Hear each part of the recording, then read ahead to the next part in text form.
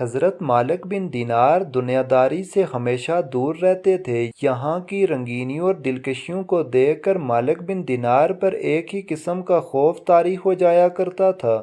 ایک مرتبہ بصرہ میں کوئی امیر آدمی فوت ہو گیا اور اس کی وسیع جائیداد اور مال و دولت کی وارث اس کی اکلوتی لڑکی ٹھہری، جو کہ انتہائی خوبصورت اور قیامت خیز شخصیت کی مالک تھی۔ ایک دن اس لڑکی نے حضرت ثاقب نبانی کی خدمت میں حاضر ہو کر کہا کہ وہ نکاح کرنا چاہتی ہے۔ حضرت ثاقب نبانی نے پوچھا، تم کس سے نکاح کرنے کی آرزومند ہو؟ اس پر لڑکی نے جواب دیا، میری خواہش ہے کہ مالک بن دینار سے میرا نکاح ہو جائے، کیونکہ وہ پرہیزگار، دیندار اور ذکر الہی میں مصروف رہنے والے انسان ہیں۔ میں ان سے اس لیے شادی کرنا چاہتی ہوں تاکہ دینی کاموں میں وہ میری معاونت کر سکیں۔ چنانچہ ثاقب نبانی نے اس لڑکی کا پیغام حضرت مالک بن دینار تک پہنچا دیا، جس پر آپ نے فرمایا کہ میں تو دنیا کو طلاق دے چکا ہوں، اور چونکہ عورت کا شمار بھی دنیا میں ہوتا ہے اس لیے طلاق شدہ سے نکاح جائز نہیں ہے۔ مرات الاسرار جلد اول صفحہ 231۔ ایک مرتبہ حضرت مالک بن دینار ایک کشتی میں سفر کر رہے تھے۔ جب کشتی سمندر کے کنارے پہنچنے لگی تو ملاح نے ان سے کرایہ طلب کیا۔ انہوں نے فرمایا کہ میرے پاس تو تمہیں دینے کے لیے کچھ نہیں ہے، اگر ایسی بات تھی تو مجھے کشتی میں سوار کرنے سے پہلے کہہ دیا ہوتا تاکہ میں سفر کے لیے کوئی اور وسیلہ تلاش کر لیتا۔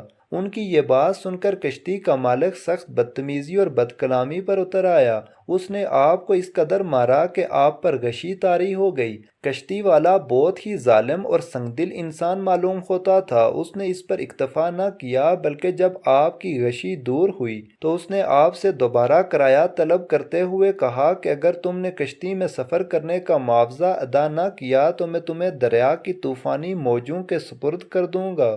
ابھی اس ملاح نے اپنی بات بھی مکمل نہ کی تھی کہ اچانک کچھ مچھلیاں منہ میں ایک ایک دینار دبائے پانی کے اوپر کشتی کے پاس آئیں۔ آپ نے ایک مچھلی کے منہ سے دینار لے کر کرایہ ادا کیا۔ ادھر ملاح یہ ساری صورتحال دیکھ کر تھر تھر کانپنے لگا اور فوراً آپ کے قدموں میں گر کر معافی طلب کرنے لگا، مگر آپ کشتی میں سے دریا میں اتر گئے اور پانی پر چلتے ہوئے نظروں سے اوجھل ہو گئے۔